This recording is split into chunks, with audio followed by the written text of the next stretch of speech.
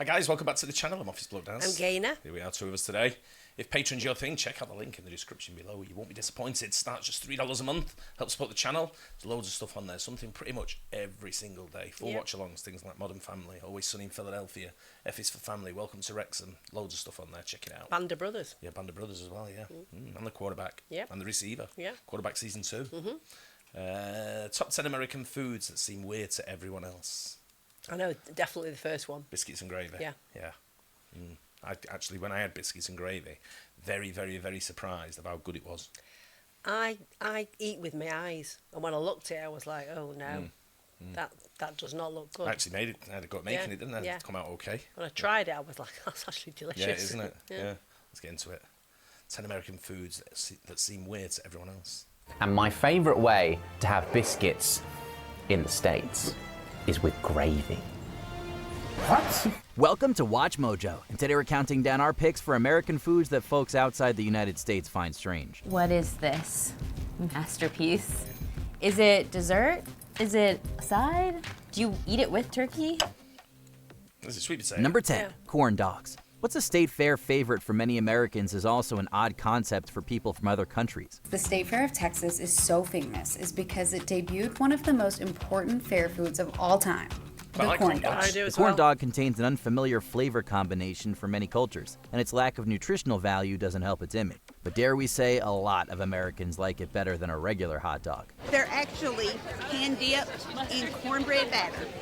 And I know, it's a southern thing. It's delicious. There's none other that tastes like this. That crispy factor is huge. The invention of a hot dog on a stick coated in cornmeal batter and deep-fried dates back to the 1920s or 1930s. Nowadays, corn dogs are a popular street food in South Korea as well. Like, it was crunchy, it was delicious, like the flavor was amazing, like the sauces too.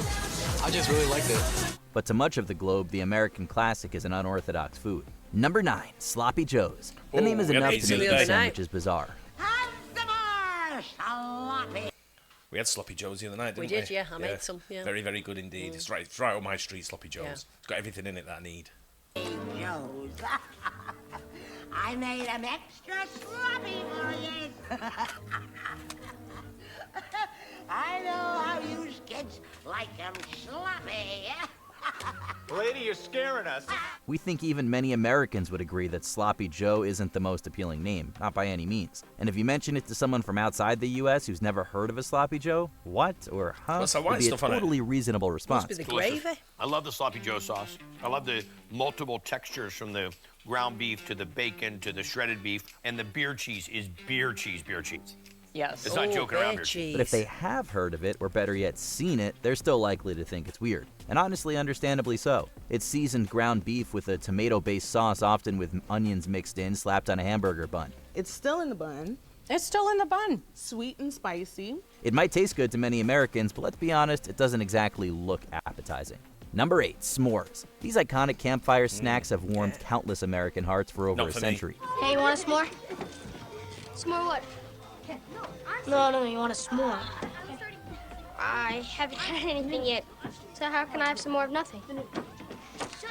You're killing me, Smalls. Camping culture in the United States has been an integral part of s'mores' legacy, but they're also fun treats to have at backyard barbecues or really any outdoor gathering, particularly at homes with a fire pit. When Americans think of the quintessential outdoorsy snacks, s'mores are right up there at the top of the list. It just all comes together in an irresistible, squishy, marshmallowy, delightful sandwich that you can make in 5 minutes flat. But it's a foreign concept to the majority of the world. Graham crackers themselves are very American. The combination of toasted marshmallows and chocolate in between those two graham crackers is a distinct flavor profile, which may explain why s'mores come across as weird to many. But all we can say is, don't knock it till you try it. I don't think there's a better 5-minute dessert out there. The marshmallow there is. melty, chocolate is melty, the cookie is still nice and crisp, and you have the char on top of the marshmallow, which you can really taste. That is delicious. Number 7, just Nutella. grits. This kind of porridge made from coarsely ground dried corn tends to be savory, but can also be sweet. What's this over here?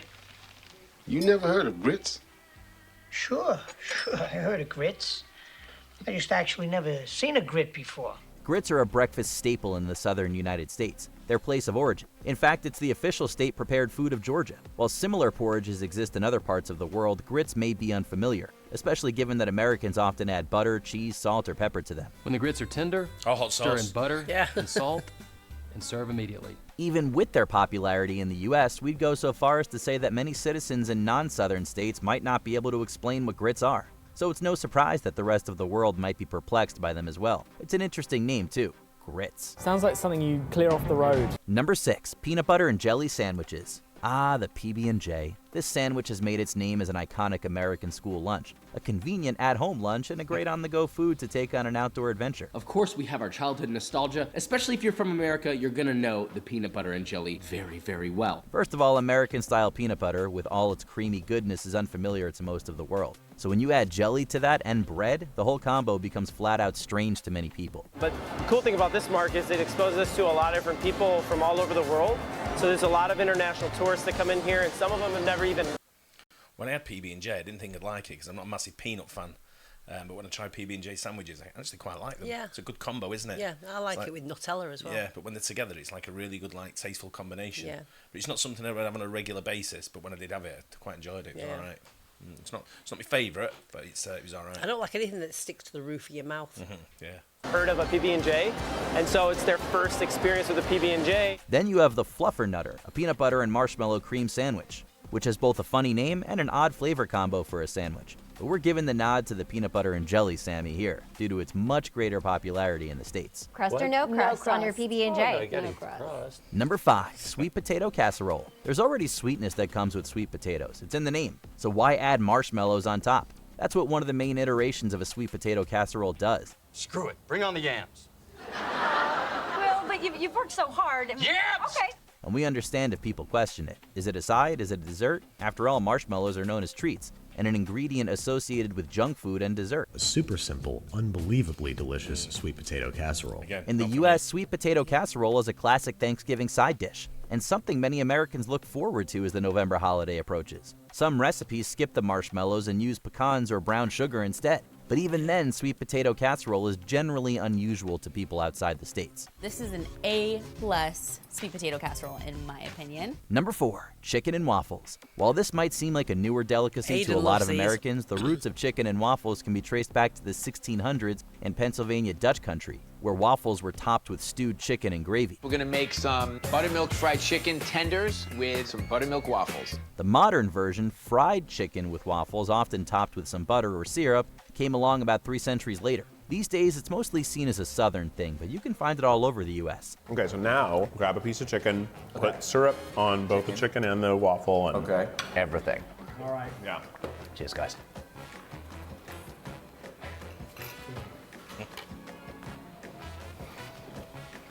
That's it. Heck yes. The combination of a traditional dinner food with a traditional breakfast food is peculiar to people in other parts of the world. And honestly, we get why. You might think these two foods would not go well together, but they absolutely do. This is great. Like I just want to. Number 3, root beer floats. Originally made from the sassafras tree, root beers nowadays typically contain artificial sassafras flavoring. You'll love an A&W root beer float. Made fresh root beer with real cane sugar meets a perfect swirl of creamy vanilla soft serve. The taste can often be associated with... I never had these until we went to Stewart's root beer. And he said to me, I think his words, the conversation went something along the lines of, "You want a root beer float?" And I went, "I don't even know what that is." He went, "Have you ever tried a root beer float?" I went, "Mate, I've never heard of a root beer float. You're going to try one." And he made one for me, and it was quite nice. I don't like it's like it. vanilla ice cream, isn't it, in root beer? I don't like root beer. It tastes like Germaline. I don't mind root beer. It's all right. Medicine, and many people outside the U.S. don't understand the appeal of a fizzy herbal botanical drink. When they try root beer, it can be off-putting. As Brits, root beer is where we draw the line. I can't, that's a bit much for me. Many Americans don't get that medicinal vibe at all and instead view root beer as a delicious soft drink. Even aside from all that, for people from outside the U.S. who actually do like root beer, the idea of combining it with vanilla ice cream to form what we call a root beer float may seem unusual. Why combine these two sweets? Well, we don't know, but we like it. And what a sweet thing it is, too. Number 2, biscuits and gravy. This southern breakfast dish combines textures of fluffiness from the biscuit with creaminess from the gravy. The gravy's creamy.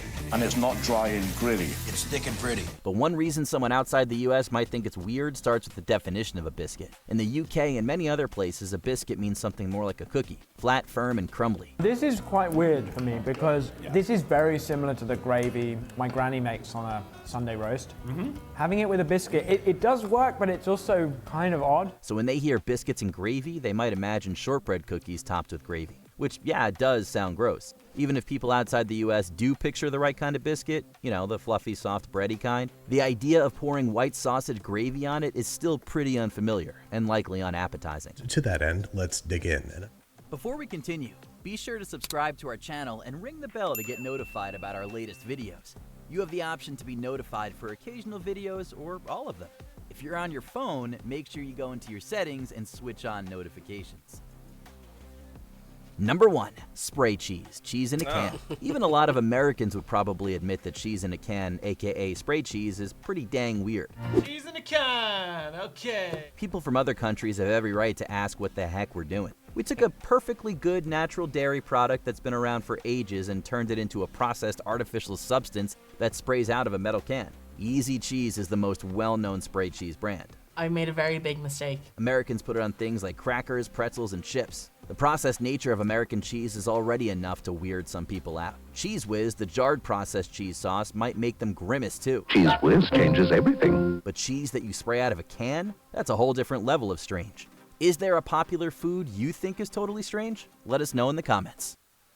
Yeah, I can't think of anything that's missing off there. Well, I was just thinking the green bean casserole. It was basically green beans with a can of mushroom soup and then... Really? Yeah, with a can of mushroom soup and then dried onions on top. Oh, I don't remember that. Yeah, it was... I've probably seen it and probably thought, nah. Yeah. Not having that. Canned mushroom soup. Don't like mushroom soup at the best of the time. Canned mushroom soup's not going to wash. Yeah. But it's, yeah, biscuits and gravy are actually very, very underrated. Yeah, I like them. For people who don't know what it is. You know, if you say to someone in the UK about biscuits and gravy, everyone will pretty much everyone would pull the face. When you look at it, you think, oh, I'm not trying that. Yeah, but when you try it, it is really quite tasty. It's very nice. I don't like grits, so I'm not a fan of grits. I'd take it or leave it. It's it'd be one of them. If it was on the plate, I'd probably eat it. Yeah. I don't think I'd go out and purposely order it, sort of thing. But it's, yeah, when we had grits, I put hot sauce on mine. You did? As well, it was quite nice. Sort of thing. Yeah. I think it's the consistency, the texture I don't like in my mouth. Yeah, I think one of the best one there was the corn dog.